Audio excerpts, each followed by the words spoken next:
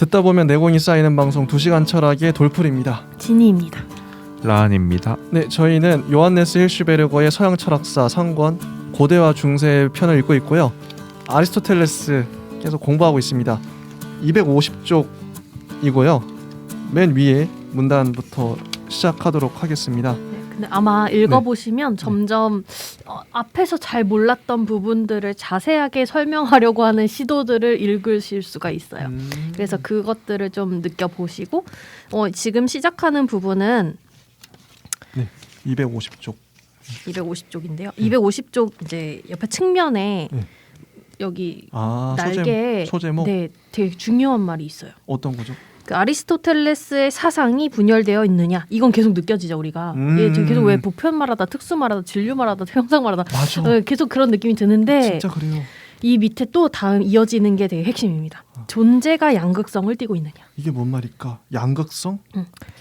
존재 자체가 분열되어 있는 거예요. 사실은. 네. 여기서 현대 철학이랑 연결이 됩니다. 전 다른 말은 다 이해가 안 되는데 이 양극성이 이 부분은 이걸 봐서 그런지 아니면 원래 꼭 갖고 있는 생각 때문인지 이해가 되는 부분입니다. 맞습니다. 그래서 아리스토텔레스가 아포리즘에 빠졌던 그 이유가 사실은 존재 자체가 분열되어 있기 때문에 그것을 계속 전체성으로 밀어 넣으려고 하니 당연히 이런 것들이 생기겠죠. 그런 지점을 읽어가시면 아마 현대 철학적인 아리스토텔레스 이렇게 독해가 가능하시지 않을까 싶습니다. 저도 일단 읽어볼게요. 네. 읽어보고 얘기해보죠. 본질을 어떤 때는 제1실체라고 보았다가 당장 또 제2실체라고 보았다가 또 개체라고 보았다가 또 당장 보편자라고 보는 아리스토텔레스의 우시아관 형이성학이라고 보셔도 됩니다. 에 대한 태도의 동요는 한 가지의 모순이라고만 해석해야 할 것인가? 중요한 질문이죠. 또는 이 전체를 플라톤주의와 아리스토텔레스주의의 대결이 불충분하게 끝난 것이라고 순수히 역사적으로 설명해야 할 것인가? 우리는 이 두 가지 견해를 다 주장할 수가 있다. 그러나 이런 태도로서는 이 문제를 완전히 처리할 수가 없을 것이다. 그러면 아리스토텔레스는 매우 구체적인 해결을 제시하고 있지 않단 말인가? 현실이 마치 존재가 그 사이에 끼어있는 두 가지의 극에 의해서처럼 실제로 일부는 개체들에 의해서 또 일부는 보편자에 의해서 규정되고 있는 것이 아닐까? 우리는 이런 예를 특별히 인간의 성격에서 잘 볼 수가 있다. 우리는 항상 한 사람의 인간을 다혈질이니 우울질이니 하는 유형에 따라 이해하려고 했었다. 그러나 이 사람이 이 유형에 완전히 들어맞는 일은 절대로 없고 항상 개별적인 자임에 틀림없다. 이 두 가지 사실은 다 같이 본질적이다. 한 사람이 뭐 다혈질이기도 하고 우울질이기도 한 거죠. 하나이기만 한 건 아니죠. 우리 MBTI 생각나지 않으세요? 네, 맞아요. MBTI도 뭐 내향성, 외향성인데 모든 사람이 내향성과 외향성을 다 갖고 있어요. 뭐 나오셨어요? 저는 I 나오셨어요? 네, 맞습니다. 우리 셋 다 I. 근데 저는 이성향, 그러니까 외향성도 있거든요. 근데 그 퍼센트가 좀 다를 뿐이지. 맞아요. 또 잴 때마다 또 다르고. 그 전문적으로 하는 거 보면 퍼센트가 나오더라고요. 네, 그러니까. 자, 이 두 가지 사실이 다 본질적이다. 또 어디에서는 항상 그렇다. 왜냐하면 기술의 도식화된 사물들도 절대로 순수한 유형은 아니기 때문이다. 즉 여기서도 개별적인 것은 인정되지 않을 수 없다. 모든 자동차나 만년필들도 그 특성들을 지니고 있으며 이것들을 사용하는 사람들은 그 유형과는 달리 이 특성들을 잘 알고들 있는 법이다. 아리스토텔레스는 현실의 이런 두 가지 극을 잘 알고 있었다. 이 두 가지는 참된 원리이며 이 두 가지를 바탕으로 해서 존재 그 자체가 계속 설명되는 것이다. 여기서 설명하고 있는 거 모순이잖아요. 저는 모순이 어떤 뭐 학자가 이론을 만들더라도 모순이 있는 게 전 너무 좋더라고요. 그러니까 존재 자체가 원래 인간이라는 게 모순이 있는 존재인데 예를 들면 그런 거죠. 뭐 MBTI도 방금 얘기했지만 어떤 사람은 뭐 I만 주장할 수 있고 어떤 사람이 E만 주장할 수 있는데 그걸 I도 있고 E도 있어. 내향성도 있고 외향성도 있어. 사람은. 그러면 많은 것들이 설명이 돼요.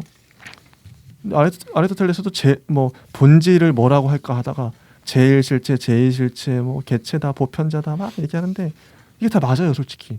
존재가 다 갖고 있거든요. 근데 이게 모순되는 것처럼 보이지만 다 같이 있어 그 존재 안에. 저는 이게 마음에 들어요. 이게 진짜 진정한 학자다. 이게 좋았고요. 그래서 보면 형상에 관한 이야기를 할 때에는 진료의 개념도 저절로 끼어들게 마련이다. 형상 진료. 아리스토텔레스는 형상에만 의해서는 집이 될 수 없다고 말한다. 야, 이게 재밌는 게 진희님이 아까 시간에 딱 설명해준 그게 그대로 다 나와요 또. 그래서 그대로 다 이해가 돼. 집 얘기가 또 나왔어요. 사람들은 건축 자재도 필요로 한다. 이게 진료인 거죠. 그래서 진료도 일정한 원인이 되며 기술이 만들어내는 것에 내구성은 쓰여진 재료에 따라 서로 다르다는 것을 생각해 보면 존재와 생성도 진료에 의존하고 있으며 따라서 진료 원인도 한 가지의 원리라는 사실이 밝혀진다. 존재와 생성도 진료에 의존하고 있어요. 아리스토텔레스는 일반적인 진료를 두 가지로 나누는데 그 한 가지는 어떤 것이 그것을 스스로의 본질적인 재료로 삼아 생겨나는 그런 진료라고 이해하고 다른 한 가지는 존재를 규정하는 범주에 의해서는 실체라든가 분량이라든가 또 기타 그 어떤 것이라고도 이름 붙일 수 없는 그런 진료라고 이해한다. 이 두 가지가 있죠. 진료가 스스로의 본질적인 재료로 삼아 생겨나는 진료가 있고 그리고 뭐 규정할 수 없는 이름 붙일 수 없는 진료가 있죠. 첫 번째가 목재 같은 것이고요. 두 번째가 형상이다라고 밑에 설명이 이어지는 부분입니다. 첫 번째 뜻의 진료는 어떻게든 이미 형성되어 있는 것으로서 제2진료. 이러니까 헷갈려. 제2진료. 약간 제1실체, 뭐 제2실체 나왔는데 또 이제 제2진료래요. 제2진료가 목재인 거죠. 이게 라고 불리며 예컨대 집을 짓는 데나 조각을 만드는 데에 쓰여지는 목재 같은 것이다. 두 번째 뜻의 진료가 비로소 아리스토텔레스가 형상에다 대립시키려고 하는 원리로서 제1진료라고 불린다. 형상에 대립시키려고 하는 원리. 이게 제1진료. 이게 왜 헷갈리냐면 제1실체가 형상이야.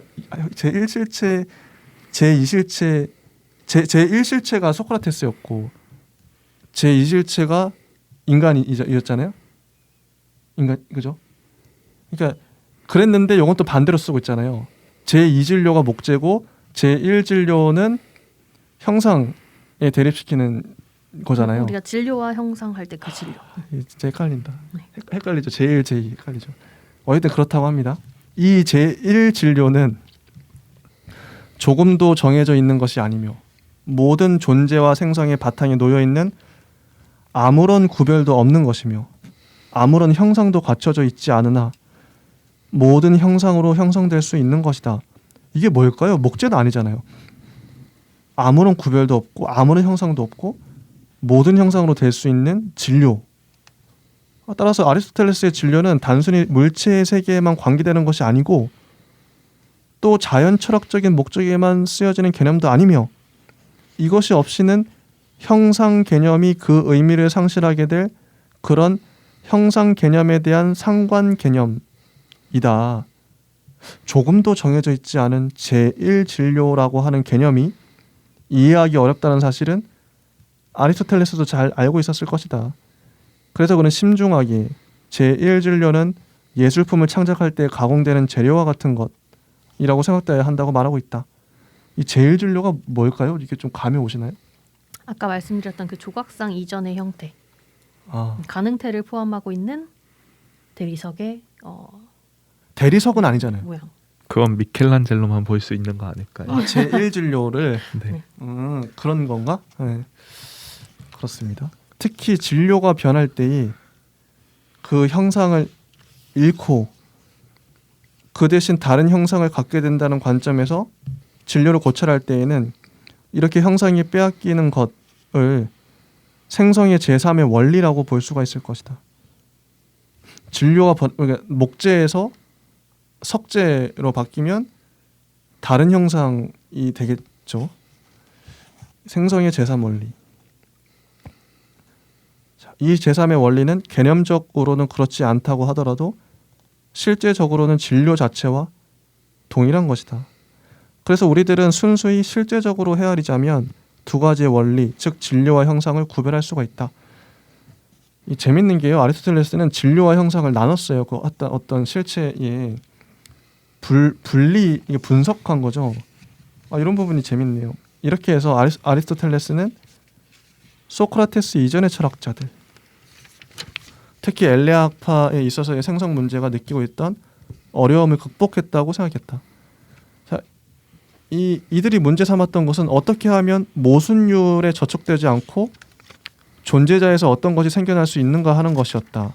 이게 뭔 말이냐면 모순율에 저촉되지 않고 존재자에서 어떤 게 생겨나요. 뭐 아까 인간에서 인간이 생겨나는 건 당연한 거겠죠. 그런데 꼭 그것만 있는 게 아니, 뭐 어떤 거 뭐 생성이 되는데 A에서 B가 생성이 되고 B에서 C가 나오고 전혀 다른 존재가 나온다는 건데 어떻게 이게 모순되지 않냐 이런 얘기 같아요 보니까. 모순율은 앞에 우리가 동일률, 배중률하고 같이 나왔던 건데요. 논리학에서 나왔던 건데요. A는 not A가 될 수 없다. 이겁니다.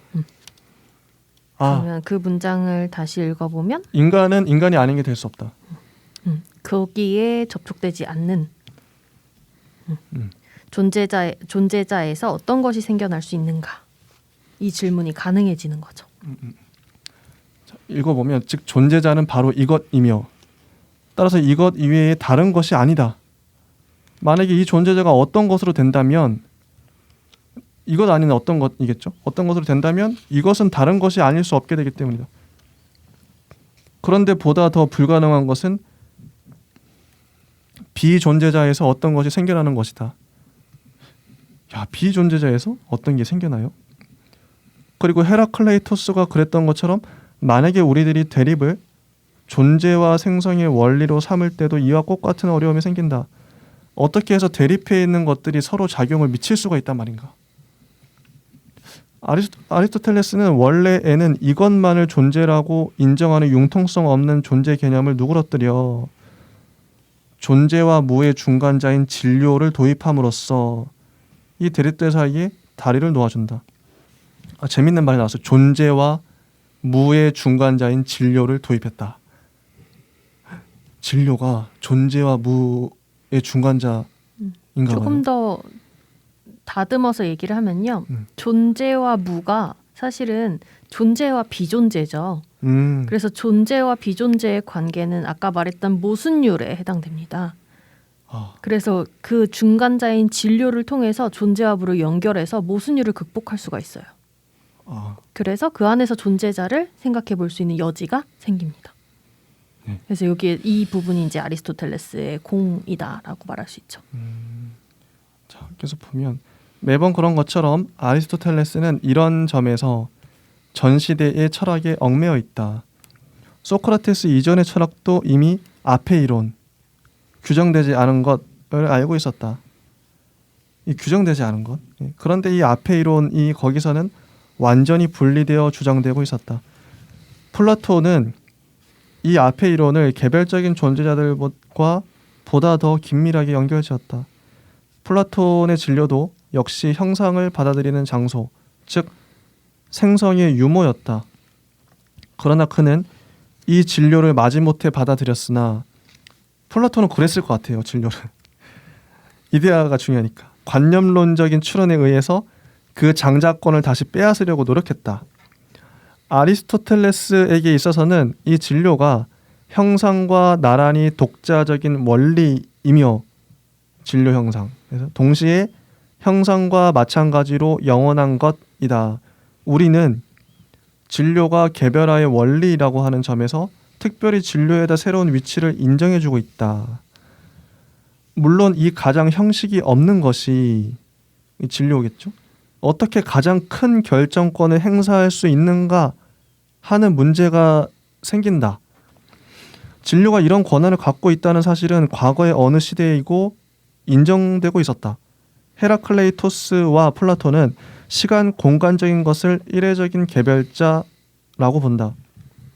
그리고 아리스토텔레스의 진료도 조금도 규정되어 있지 않은 것임에도 불구하고 적어도 함축하고 있는 뜻은 시공간적인 것의 존재에 가까운 것이다. 완전히 아리스토텔레스적인 것으로 생각되는 것은 그의 운동 원리, 즉 소위 능동인이다. 능동인이 나왔네요. 하나씩 개념이 튀어나옵니다. 지금. 자, 능동인. 그는 운동과 변화를 낳는 내재적인 힘이 없다면 영원한 실체를 가정해도 아무런 소용이 없다고 플라톤을 반박한다.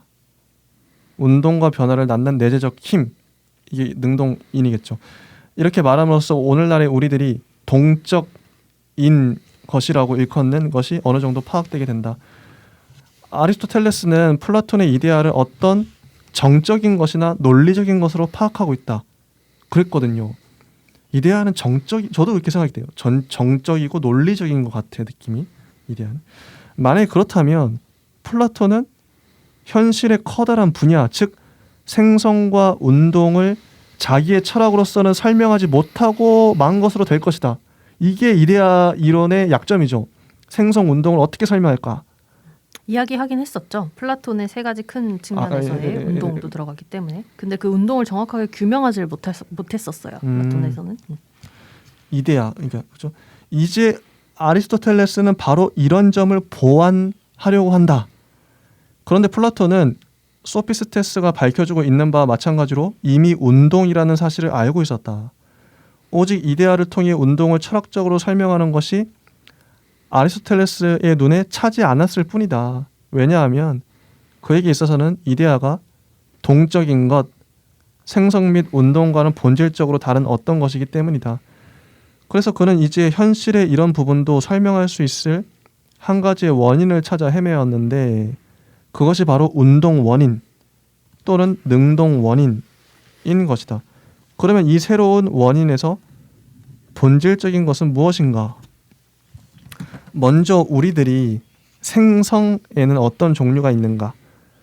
보다 일반적으로 말해서 운동에는 어떤 종류가 있는가 하는 것을 관찰하게 되면 우리들은 사태를 보다 더 잘 알게 될 것이다.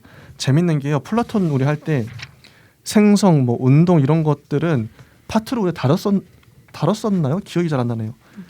이게 그죠? 이데아 할 때도 왠지 정적인 느낌이 강했었어요. 그런데 이제 이데아도 정적인 것뿐만 아니라 운동을 얘기하고 있다. 여기에서도 이제 이데아론해서 메인으로 다루고 있지만 이제 외부 현대 철학이나 해석에서 관련해서는 반드시 플라톤에게도 운동의 개념이 있었다. 그에 대해서 이제 앞에 이론과 연결해서 같이 이야기를 했었던 맥락이 있습니다. 그래서 생성 운동이 중요한데 여기 나와서 반가워요. 자, 왜냐하면 아리스토텔레스는 생성의 개념을 운동의 개념 밑에 두고 있기 때문이다. 자, 생성이 운동 밑에 있습니다. 운동의 개념과 같은 뜻을 지니고 있는 것은 보통 변화라는 개념이다. 운동이 변화래요. 그래서 우리는 다음과 같은 구별을 할 수가 있다. 첫째로 양적인 운동이 있는데 이 운동은 늘어나고 줄어드는 데에 즉 성장하고 소멸하는 데서 성립되고 둘째로 이제 질적인 운동이 있는 바 이 운동은 다른 것으로 변하는 데서 성립된다. 셋째로 공간적인 운동이 있는데 이 운동은 장소를 이동할 때 생긴다. 이 세 가지 운동, 양적인 거, 질적인 거, 공간적인 거 운동이 있죠. 이 세 가지 운동들 중에서 장소의 움직임, 장소를 변화시키는 운동이 운동의 원형이라고 하고요. 이 장소의 움직임은 영원하다. 이 장소의 움직임이라는 게 그것도 물이요. 얼음이 됐다가 물이 됐다가 기체로 돼서 막 수증기 날아가고 이것도 장소가 이동하는 거겠죠. 질적 변화도 있지만 그래서 생성도 영원하지 않을 수 없다. 그런데 이 세 가지 운동 모두에게 특징적인 것은 항상 한 가지의 주체에서 생긴다는 것이다. 운동이 한 가지의 주체에서 생긴대요. 그래서 이들은 다 속성적인 것들이다. 운동은 주체의 속성으로 딸려 있는 이런 속성적인 것에 반대되는 것은 실체적인 생성, 즉 주체 자체가 생기고 소멸하는 것이다. 아리스토텔레스는 이런 생성의 종류 하나하나를 형상이 정해져 있던 것이 차례로 바뀌는 것이라고 보고 있다. 즉 어떤 것이 처음에는 이렇게 정해졌다가 그 다음에는 저렇게 규정된다는 것이다. 그래서 그는 생성의 세 가지 요인, 즉 진료, 형상, 형상의 결여를 알고 있었다. 이게 생성의 세 가지 요인이라고 해요. 진료, 형상, 형상의 결여. 이렇게 말하는 것도 생성의 시발점과 그 종착점이 파악되었을 뿐이고 본래적인 생성 자체, 즉 옮겨감을 파악했다고 하는 것이 아니다. 그래서 아리스토텔레스는 아직도 플라톤을 벗어나지 못하고 있다. 왜냐하면 이 형상이 다시 정적인 어떤 것으로 되어버렸기 때문이다. 그러면 옮겨감, 즉 운동 자체란 무엇인가? 이렇게 나와요. 그런데 다음과 같은 말이 있다. 운동이란 가능태로서의 존재자 자체를 현실화하는 것이다. 가능태 나왔죠? 운동이란 가능태로서의 존재자 자체를 현실화하는 거래요. 생성이란 실현시키는 것이다. 금속을 가지고서 한 가지의 조각을 만들 때 생성은 금속 자체에 관계하는 것이 아니다. 왜냐하면 금속은 조각에서도 역시 변함없이 금속이기 때문이다. 생성은 금속 안에 들어있는 여러 가지 가능성들과 관계된다. 생성은 금속 안에 들어있는 여러 가지 가능성들과 관계된대요. 이 가능적인 것이 현실적인 것으로 되는 데에 생성과 모든 운동의 본질이 있다. 가능적인 게 현실적으로 되는. 이렇게 해서 생성은 현실화된다는 개념에 의해서 설명된다. 자, 이와 동시에 그러니까 이게 플라톤도 가능성이랄까요? 이런 얘기를 했었죠.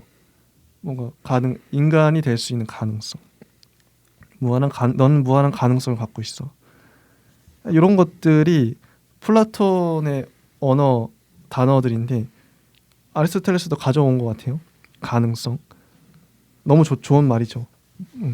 이와 동시에 아리스토텔레스 철학의 근본이 되는 한 가지 공리, 즉 인과의 원리가 생기게 된다. 인과관계할 때 그 인과인 거죠. 이 공리란 움직여지는 모든 것은 반드시 한 다른 것에 의해서 움직여진다고 하는 것이다. 자, 움직여지는 모든 것은 반드시 하나의 다른 것에 의해서 움직여지는데 이 공리가 아리스토텔레스 철학의 근본이 되는 공리래요. 인과의 원리인 거죠. 가만히 생각해보면 맞아요. 무언가가 움직였기 때문에 움직이는 거죠. 아리스토텔레스는 이 원리를 자명한 것이라고 보고 있다. 자연학에 나타나 있는 이 증명은 원래에는 플라톤의 자기 운동설에 반대하는 것에 지나지 않는다. 플라톤이 이 자기 운동설 이게 스스로 움직이는 그 물체가 있잖아요. 그 얘기를 하고 있는 것 같아요. 맞아요. 남에 의해서 움직여지는 물체가 있고 근데 스스로 움직이는 게 주체다. 이런 얘기 했던 것 같은데. 그리고 이 증명은 자기 운동을 하는 것처럼 보이는 것 안에도 움직이게 하는 자와 움직이는 자가 있으며 따라서 움직여지는 모든 것은 다른 어떤 것에 의해 움직여진다고 하는 원칙은 여기서도 타당하다고 말하고 있다. 그러나 인과관계가 꼭 있어야 한다는 사실은 증명된 것이 아니라 전제되고 있을 뿐이다. 왜냐하면 이 명제에 관한 증명은 자기 원인에 대한 것이 아니라 무원인에 관해서 행해진 것이기 때문이다. 아리스토텔레스는 인과 원리에 관한 보다 더 보편적인 표현 방식을 알고 있었는데 그에게 있어서는 이것이 더 중요하다. 그것은 현실에 따라 존재하고 있는 자는 가능성에 따라 존재하고 있는 자보다 항상 이르다고 하는 것이다. 재밌죠? 자, 현실에 따라 존재하고 있는 자는 가능성에 따라 존재하고 있는 자보다 항상 이르다. 시간이 더 빠르다. 이 명제에는 형이상학에 자세하게 기초 지어져 있다. 이 명제에 의하자면 현실적인 것이 개념적으로 보다 이른 것이다. 왜냐하면 가능적인 것은 실현될 수 있는 것이라는 뜻과 꼭 같기 때문에 가능적인 것은 현실적인 것을 전제로 삼을 때에만 생각될 수 있다. 현실적인 것은 시간적으로도 이르다. 왜냐하면 과연 가능적인 것이 항상 현실적인 것으로 되기는 하나 이 가능적인 것은 항상 미리 있던 현실적인 것의 인과관계에 의해서만 현실적인 것으로 되기 때문이다. 되게 논리적인 거죠. 인간은 이미 현실화되어 있는 인간에 의해서 생겨나며 그렇죠. 음악가도 이미 현실화되어 있는 음악가에 의해서 생겨난다. 자, 닭이 먼저냐 달걀이 먼저냐. 아리스토텔레스는 닭이 먼저다라고 얘기를 할 것 같아요. 그런데 이런 사람과 음악가 안에는 맨 처음에 움직여주는 자가 움직이고 있다. 따라서 인간은 그 씨앗보다도 이르다. 그래서 결국 현실적인 것은 본성적으로 가능적인 것보다 이르다.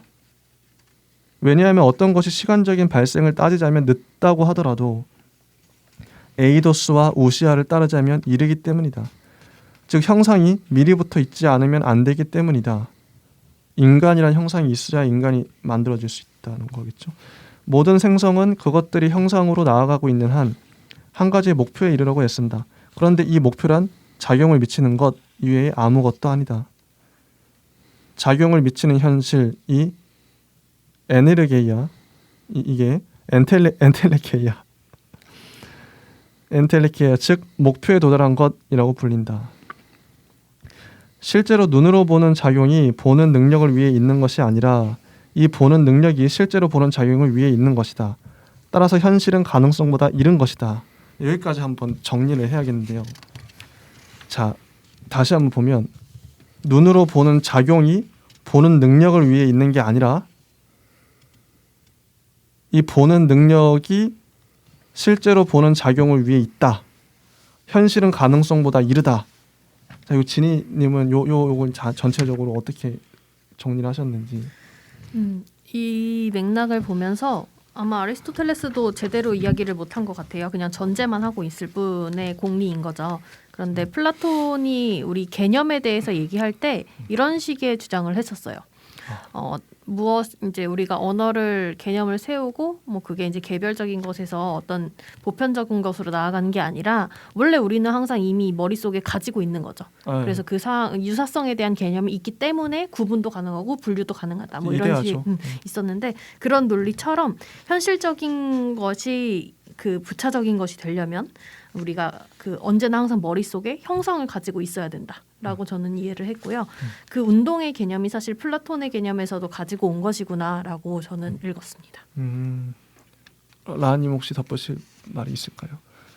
저는 덧붙이는 건 아니고 제가 알고 있었던 아리스토텔레스의 일화 중에서 왕이 금이랑 은으로 어떤 쟁반 같은 걸 만들었는데 여기서 몇 퍼센트를 섞었는지 알아내라라고 아리스토텔레스 시켜가지고 아리스토텔레스가 고민을 하다가 샤워를 하는데 자기가 이제 들어가니까 물이 밖으로 새어나는 거를 보고 질량을 생각하고 그때 이제 유레카를 외쳤다고 해서 유명이라는데 그래가지고 그 방법을 통해서 그 금이 몇 퍼센트 은이 몇 퍼센트 이렇게 알아냈다고 하는데 그 부분이 아까 지나쳤던 한 부분은 밀어내면서 한 부분이 된다.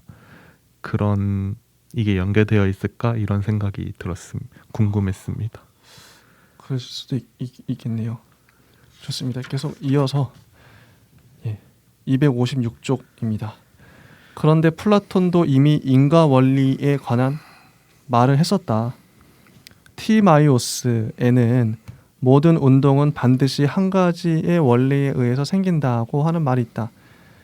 그러나 아리스토텔레스가 옮겨감과 다이나믹으로서의 운동과 생성은 이데아에 의해서는 설명될 수 없다고 생각했고 따라서 이와 반대로 작용을 미치는 현실, 실제에다 호소했다고 한다면 여기서 문제되는 것은 오로지 그가 이 현실을 어떻게 설명하느냐 하는 것이다. 이 신조가 아니라 개념이 또 나오는데요. 갑자기 튀어나와요. 근데 설명이 주석이라도 달아주지.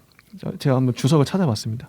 그는 이 현실, 그 실제를 에네르게이아 또는 엔텔레케이아라고 하며 요거에서 제가 두 개 한번 읽어드릴게요. 사전 찾아봤어요. 자, 에네르게이아가 뭐냐면 가능성으로의 어떤 사물이 그 목적을 실현한 상태, 이게 에네르게이아. 생성의 최종 형태인 거죠. 예를 들면 집의 완성, 이게 에네르게이아라고 하고요. 근데 엔텔레케이아가 뭐냐면 가능성으로서의 진료가 목적하는 형상을 실현하여 운동이 완결된 상태, 이게 엔텔레케이아. 둘이 차이가 거의 없어요. 뭐 똑같은 것 같아요. 같은 걸로 저도 알고 있습니다. 그렇죠. 같죠. 근데 그렇죠. 이게 좀 다르게 설명을 다른 언어로 돼 있어서 현실태 혹은 현실 혹은 실체 실제라고 할 때 이제 이렇게 했습니다. 그 차이가 뭐야?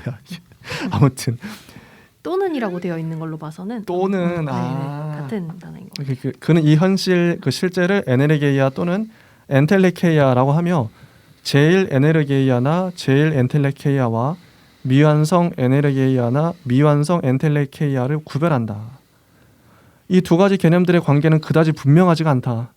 엔텔레케이아가 미완성 에네르게이아인 것처럼 보이는 경우도 많으나 제1현실과 제2현실의 구별이 에네르게이아와 엔텔레케이아라는 두 개념 속에 다 같이 나타나는 경우도 많다. 이때 그에게 있어서는 에네르게이아가 완성된 현실이라는 것은 분명하다. 그런데 플라톤에 비해 새로운 원인으로서 등장한 현실이나 또는 엔텔레케이아도 역시 새로운 요인들에 의해 설명되리라고 기대할 수 있다. 그러나 기대는커녕 놀랍게도 아리스토텔레스도 형상 개념을 사용하고 있다. 즉 엔텔레케이아도 형상 이외의 아무것도 아닌 것이다. 움직이게 하는 자는 항상 에이도스를 가지고 있다. 이 에이도스는 개체적인 실체이든가 질이든가 혹은 양으로서 이것이 운동의 원리 또는 운동이다. 따라서 자연학에서 구별되고 있는 네 가지의 원인들은 다시 두 가지의 등급으로 환원된다. 즉 한편으로는 물질적인 원인이 있고 다른 편으로는 형상 원인, 운동 원인, 목적 원인이 있다는 것이다. 네 가지죠. 그러나 이 세 가지 것들은 한 가지로 합쳐지는 일이 많다. 이데아에 비해 새로운 것임에 틀림없는 능동인도 형상이라고 이해된다. 능동인이 형상이래요. 우리들은 위와 같은 견해를 아리스토텔레스의 플라톤적인 시기에 속하는 것이라고 생각할 수 있을 것이다. 그 다음에 모든 생성은 어떤 것에서 어떤 것에 의해서 생겨나는데 이 마지막 어떤 것은 에이도스와 동일하다. 우리들은 여기서 능동 원인으로서 나타나 있는 아리스토텔레스의 에이도스가 바로 현실화된 에이도스이며 이런 점에서 플라톤과 차이가 있다고 생각해서는 안 된다. 이런 상황 전체를 잘못 본 오류다. 왜냐하면 바로 이러한 현실이 중대한 문제이기 때문이다. 이런 현실이란 아리스토텔레스가 형상을 통해 설명하고 또 형상이라고 파악한 바로 그것이다. 물론 현대의 독자들은 진료 속에서 현실화된 형상에 관한 말을 듣게 되면 당장 이 진료 자체에서 생기는 기계적인 인과관계를 생각하고 따라서 그렇기 때문에 운동 원인은 형상일 수가 없다고 생각하게 된다. 아리스토텔레스도 앞에서 인용한 자연학의 같은 곳에서 원인과 결과가 에이도스에 따라 동일한 한에 있어서만 운동 원인의 형상과 하나가 되게 하려고 했던 것 같이 보인다. 그는 이렇게 함으로써 특별히 물질적, 기계적인 인과관계를 유효하게 이용하려고 했던 것 같다. 그러나 우리들이 생성소멸론에서 일부러 보다 더 물리적인, 물질적, 기계적인 운동이 다뤄지고 있는 것을 읽게 되면 그가 이런 종류의 운동 전체를 에이도스의 근거를 두고 있는 것으로 만들려 한다는 사실을 분명하게 알 수 있다. 이런 종류의 운동은 보다 중요한 원인에 있어서의 진짜 원인적인 것이다. 그러나 에이도스는 본질이고 형상이다. 그리고 아리스토텔레스의 이론의 이런 점에도 역시 플라톤주의가 도사리고 있다. 아리스토텔레스는 하나의 새로운 현실, 그 실제를 발견해낼 준비를 다 했었으나 이 실제를 플라톤과는 달리 파악할 수가 없었던 것이다. 이게 이게 아리스토텔레스의 한계죠. 준비는 다 했는데 플라톤 자기 스승과는 달리 파악할 수가 없었던 거예요. 그에게 있어서도 역시 동적인 것이 형상이다. 이런 것이 가장 예리하게 나타나는 것은 형이상학에서 그가 순수한 현실태로서의 맨 처음으로 움직이는 자를 제1의 본질이라고 일컬을 때이다. 자, 형상이 현실태로서 등장함으로써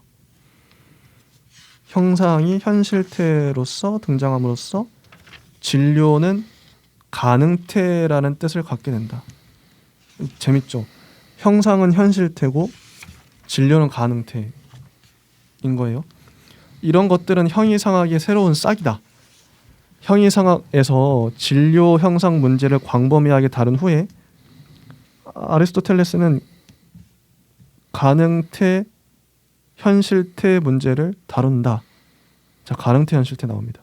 현실태가 규정을 하는 능동적인 원리인데 비해서 가능태는 작용을 미치고 실현을 할 수 있는 것, 간단히 말하자면 가능적인 것이다. 다시 현실태가 규정을 하는 능동적인 원리이고 가능태는 작용을 미치고 실현을 할 수 있는 것, 가능적인 것이 가능태라고 합니다. 자, 현실태란 사물이 존재한다는 사실 안에 있으며 사물이 존재해. 이 현실태. 사람들이 가능적으로 있다고 할 때와 같은 뜻으로 있는 것은 아니다. 예컨대 우리들은 헤르메스의 조각이 목재 안에 가능적으로 존재하고 있다고 한다. 여기에는 집을 짓는 자의 집을 지을 수 있는 자와의 관계, 깨어있는 자와 잠자고 있는 자와의 관계, 보는 자와 눈을 감고는 있으나 시각을 가지고 있는 자와의 관계, 자료에서 만들어내진 것과 자료 자체와의 관계, 완성된 자와 완성되지 못한 자와의 관계와 같은 관계가 있다. 현실태 가능태 뭐 간단하죠. 뭐 자고 있으면 뭐 곧 깨어나겠지. 그게 가능태고 자는 건 현실태고. 이런 현실성이 미완성의 에네르게이아와 완성된 에네르게이아 또는 제일 에네르게이아. 우리는 이것을 실현이나 실현된 것이라고 번역할 수 있을 것이다. 라는 두 가지 뜻을 가지고 있다는 사실은 이미 언급된 바가 있다. 가능태에 관해서도 우리는 다음과 같이 구별짓지 않으면 안 된다.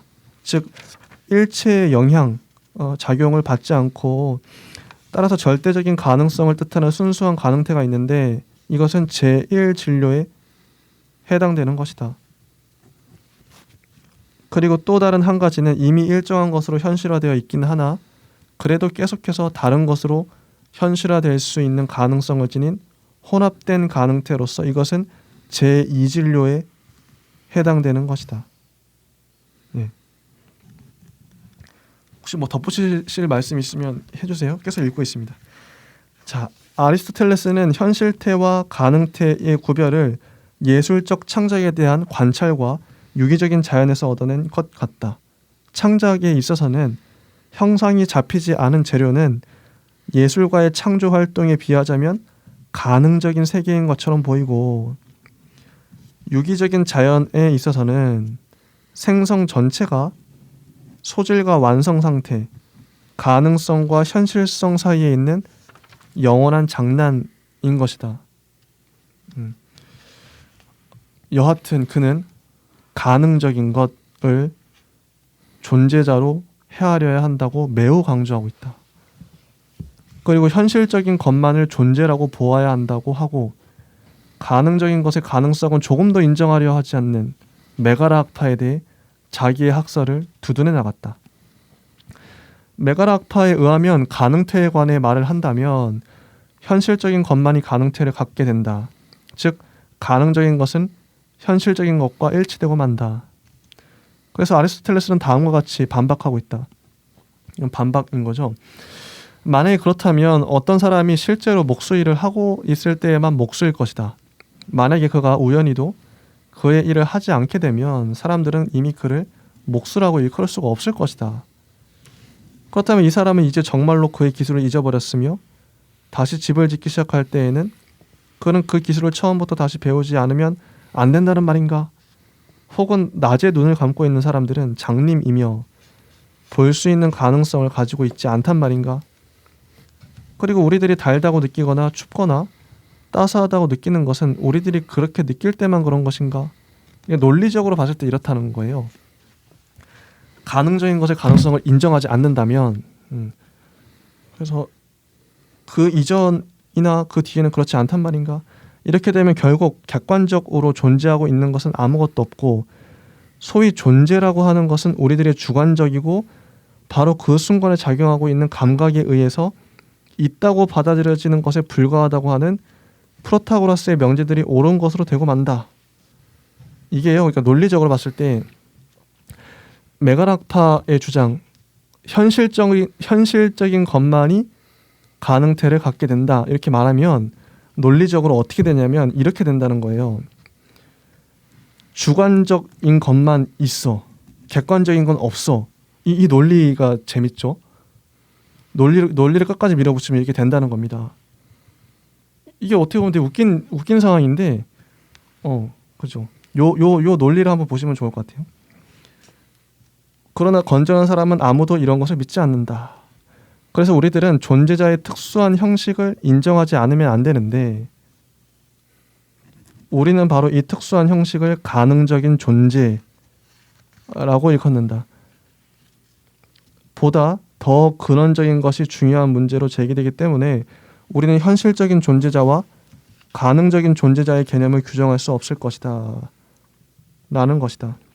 그러나 우리는 이 개념들이 무엇인지 하는 것을 당장 알기 위해서는 그가 잠자는 것과 깨어있는 것, 미완성인 것과 완성된 것, 소질과 발전 등을 대비시켜 서술한 그 경험만 관찰하면 된다. 자, 260쪽 거의 다 왔어요. 오늘 266쪽까지 할 수 있을지 모르겠지만, 자, 현실태와 가능태라고 하는 개념은 진료와 형상과 마찬가지로 아리스토텔레스의 철학을 특징짓는 바일 것이다. 그에게 있어서 중요한 문제는 우선 생성을 설명하는 것이다. 생성 나왔죠, 생성. 만약에 우리들이 엘레아학파처럼 존재를 무차별하고 경직되어 있는 것이라고 이해한다면 사물들은 항상 현재와 같은 상태에 있게 되므로 생성이 설명될 수가 없다. 이렇게 우리들은 모순율에 저촉하지 않고 사물들이 다른 것으로 된다고 말할 수가 없다. 그러나 우리들이 존재를 현실적인 존재와 가능적인 존재로 나누게 되면 한 가지의 존재에서 다른 것으로 넘어가는 다리를 발견할 수가 있게 된다. 즉 어떤 것이 현실적인 존재자인 한에 있어서는 그것은 항상 자기 자신과 동일하다. 그러나 그것 안에 가능성이 깃들어 있는 한에 있어서는 그것이 어떤 다른 것으로도 될 수도 있다. 재밌죠? 가능성이 있기 때문에 다른 게 될 수 있는 거예요. 이렇게 해서 아리스토텔레스는 엘레아주의와 헤라클레이토스주의를 극복하는데, 이 문제는 이미 플라톤도 하나와 많음의 이론을 가지고서 해결하려고 애썼던 문제다. 플라톤에게 있어서도 많음은 다른 것으로서 이미 보다 높은 이데아 안에 깃들어 있으며 포함되어 있었다. 아리스토텔레스의 가능성은 플라톤의 관여가 변화된 것이다. 그 다음에 문제되는 중요한 것은 아리스토텔레스의 형이성학 전체 핵심점, 즉 움직여지지 않으면서 움직이는 자라는 개념이다. 이 개념의 궁극적인 근거는 현실태, 가능태의 철학에 있다.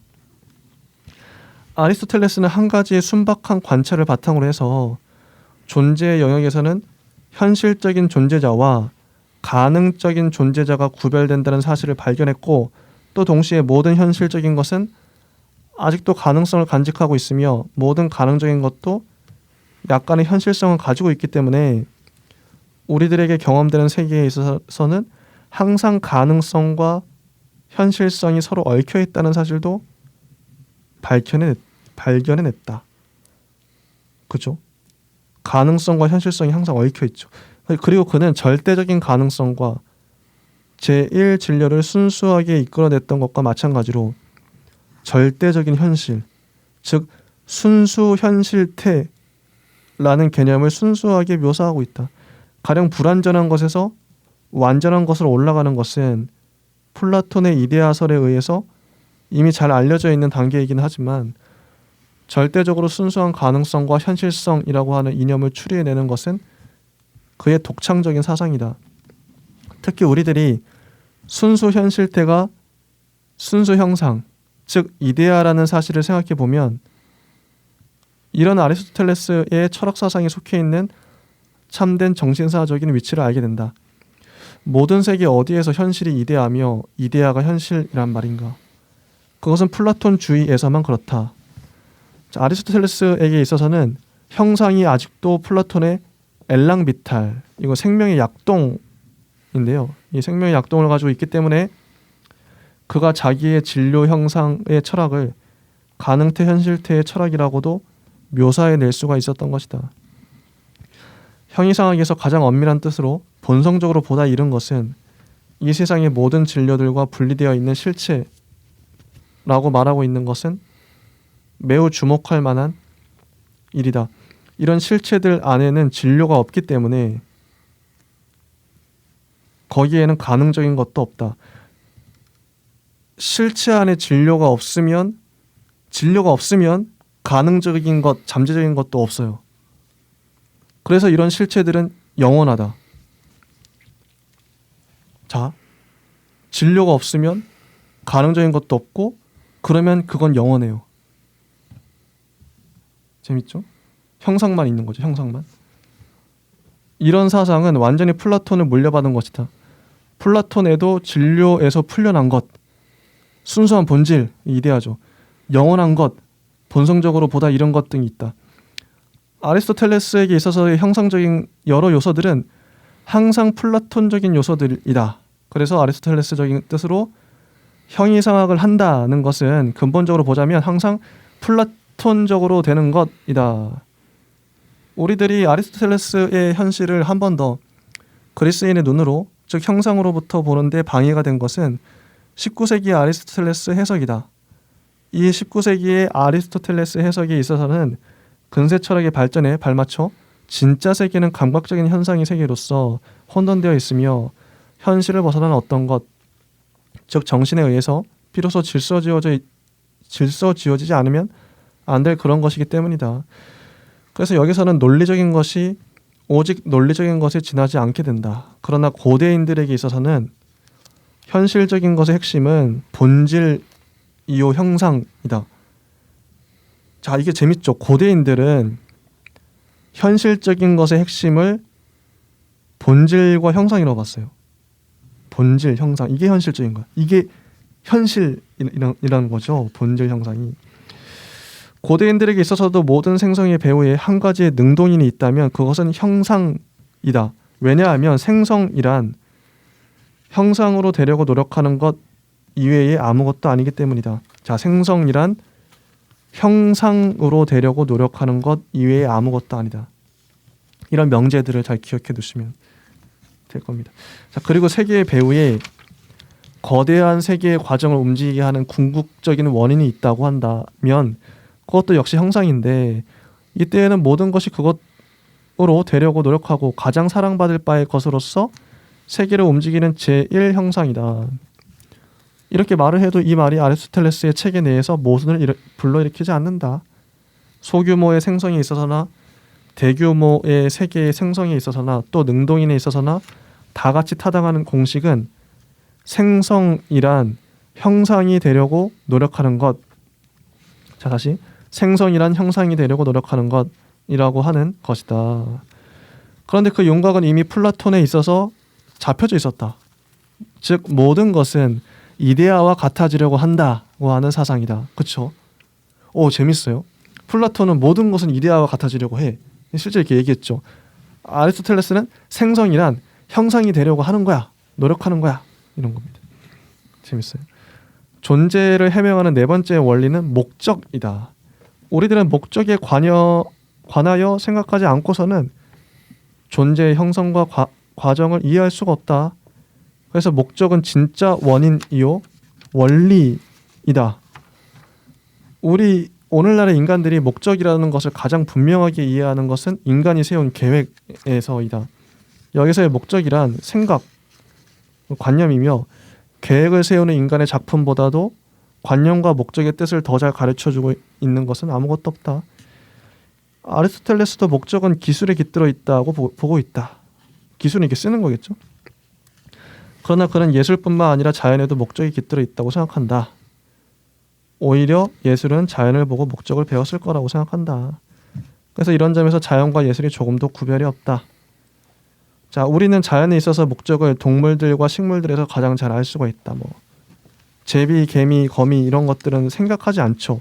하지만 그들이 만드는 둥지, 그물 같은 건 목적에 잘 들어맞죠. 이런 겁니다. 이들이 정말 생각하지 않는가 물어볼 수밖에 없다. 나뭇잎들이 과일을 보호하게끔 자라고 뿌리가 양분을 섭취할 수 있게끔 땅 밑에 뻗쳐 있고, 그러니까 자연의 한목적성을 인정하지 않을 수 없죠. 자연은 무의미하고 목적 없는 짓은 하지 않는다. 이게 참 놀라워요. 우리들에게 목적이 알맞은 것으로 보이는 것은 우연히 그렇게 된 것이고, 스스로를 지키는 것은 바로 스스로를 지켰기 때문이라고 할 수 없을지, 이건 저자의 질문입니다. 자, 아리스토텔레스는 자연학에서 바로 이런 현대적인 반론을 제기하고 있다. 자연에 있어서의 많은 사물들은 단순히 사실로서 생겨나고 그런 결과로 어떤 것들이 필연적으로 생겨나는데 이것은 목적이 알맞은 것으로서 의도되었던 것은 아니죠.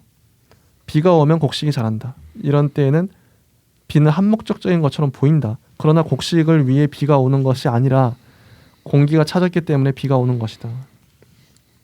이런 얘기들. 그러나 아리스토텔레스는 이런 사상을 거부한다. 왜냐하면 우연은 아마 자연에 있어서의 여러 가지 것들을 설명할 수 있을지도 모르나 항상 그리고 어디서나 한결같은 그런 것은 우연이나 또는 저절로 그런 것이 아니라 일종의 독자적인 원리, 즉 목적에 의해서 그렇게 되기 때문이다. 자연에 있어서는 모든 것들이 항상 그리고 어디서나 똑같게 규제당하고 있다. 과연 때로는 잘못 만들어진 것들도 있으나 이것들은 예외에 지나지 않는다. 마치 기술에도 실패가 자주 있는데 그렇다고 해서 기술의 목적관념 자체가 없는 것이라고 생각될 수 없는 것과 마찬가지다. 자연에는 항상 규칙이 있기 때문에 존재는 목적 원리가 없이는 완전히 이해될 수가 없다. 아리스토텔레스에게 있어서의 자연이란 바로 한 가지의 내적인 원리를 바탕으로 해서 연속적인 운동 안에서 한 가지의 목적으로 내닫는 것이다. 이게 자연, 내적 원리, 한 가지의 목적으로 가는 거죠. 이러한 자연 개념에다 자연이란 텅텅 비어있는 공간에 이리저리 흩어져 있는 원자다라고 하는 데모크리토스의 설명을 맞세워 놓고 보면 우리는 당장 여기서는 완전히 다른 세계관이 주장되고 있다는 사실을 알 수가 있다. 이것은 진료 형상적인 존재관과 양적 기계적인 존재관의 대립이다. 자, 요컨대 아리스토텔레스가 말하고 있는 목적은 실체, 본질, 형상, 이데아 이외에 아무것도 아니다. 자연에 있어서의 모든 생성과 모든 운동이 밑바탕에 깔려있는 원리는 항상 한 가지의 실체이거나 형상이다. 사물들의 작용은 이것들에 따라 형성된다. 후세의 스콜라 철학자들은 이런 것을 작용은 존재를 따른다 라고 한다. 아리스토텔레스에게 있어서는 모든 작용이 그 개념에 비춰보더라도 한 가지의 목표를 향해 질서지어져 있기 때문에 이 목표, 즉 작용의 마지막은 작용의 시작인 본질의 개념 속에 이미 포함되어 있다. 따라서 목적은 형상과 일치되며 운동 원인을 형상 원인과 동일시하는 것처럼 아리스토텔레스는 형상 원인을 목적 원인과 동일시한다. 그래서 개별적인 사물들의 실체 또는 본성은 항상 어떤 것을 위해 생겨난 것이다. 따라서 그는 현실태로서 나타나 있는 한 가지의 존재자의 본질을 엔텔레케이아라고 한다. 작품은 목표이며 목적이다. 그러나 작품은 현실태다. 에네르게이아라는 용어는 에르곤, 작품이라는 말에서 생겼으며 엔텔레케이아와 같은 뜻이다. 목표와 목적을 자체 안에 지니고 있다는 것은 완성되었다는 뜻이다. 예컨대 곤충이 꽃에 붙어 있는 것처럼 A가 필연적이고 뜻있게 B에게 속해 있다는 사실을 어떻게 하면 시인할 수가 있을 것인가 하는 물음에 관해 목적론적인 견해가 우위를 차지하지 못하는 근세 철학에 있어서와는 달리 아리스토텔레스에게 있어서는 한 가지의 것이 존재적으로 보자면 항상 다른 어떤 존재자를 이미 내포하고 있다. 그리고 이 존재자도 역시 그 본성에 있어서는 다른 존재자를 자체 안에 내포한다고 이해되어야 하고 또 차례차례 다른 존재자를 내포하고 있다고 이해되기 때문에 모든 존재자들은 내적으로 관련되어 있고 본성적, 의미적으로도 관련되어 있다. 모든 생성은 어떤 것에서 어떤 것으로 아르케, 시원, 아르케에서 아르케로 이미 일정한 형태를 지니고 있는 맨 처음에 움직이는 자로부터 다시 한 가지의 형태 또는 한 가지의 비슷한 목적으로 나아가는 길을 간다. 따라서 여기서는 우연을 따르는 단순한 사실적인 생성에서 종이 생성된다는 것 따위는 문제도 되지 않는다. 모든 것들은 이미 실체, 그 본질에 의해서 형성되어 있으며 생성이 본질에서 생겨난 결과이지 본질이 생성에서 생겨난 결과가 아니다. 그렇죠? 아리스토텔레스는 존재의 발달은 형상과 소질이었다고 단언하며 형이상에서 완전한 것은 발전 과정의 처음에 있지 않고 그 마지막에 있다고 하는 피타고라스 학파와 스페우시포스를 반박한다. 자, 분명히 성장된 생물은 종자에서 성숙애로 나아가는 발전 과정이 맨 마지막에 처해 있다. 그러나 종자는 역시 이미 완성된 생물에서 생기는 것이기 때문에 인간이 그 종자보다는 이런 것이다. 아리스토텔레스에게 있어서는 세계가 영원하기 때문에 이런 말을 했던 것이며 또 이 말은 종의 기계론적인 진화를 가장 분명하게 부정하는 것임과 동시에 관념론적인 형태학을 긍정하는 것이기도 하다. 왜 관념론적이냐면 발전 과정에서 결정적인 역할을 하는 것이 형상이기 때문이다. 이 형상은 현실화된 형상이고 물체 안에서 작용을 한다고 하더라도 역시 본성적으로 앞서는 것이다. 하나의 영원한 계열에 있어서도 꼭 한 가지만은 관념적으로 앞선 것이 있을 수 있다. 이래야만이 인간이 그 종자보다 앞선다고 하는 설명이 뜻을 갖게 된다. 이렇게 해서 다시 플라톤을 거쳐 아리스토텔레스에게 이르게 되는 길이 트인다. 우리는 아리스토텔레스의 목적 개념의 플라톤적 이데아론적인 성격을 다음과 같은 여러 가지 사실에서 특별히 잘 알 수가 있다.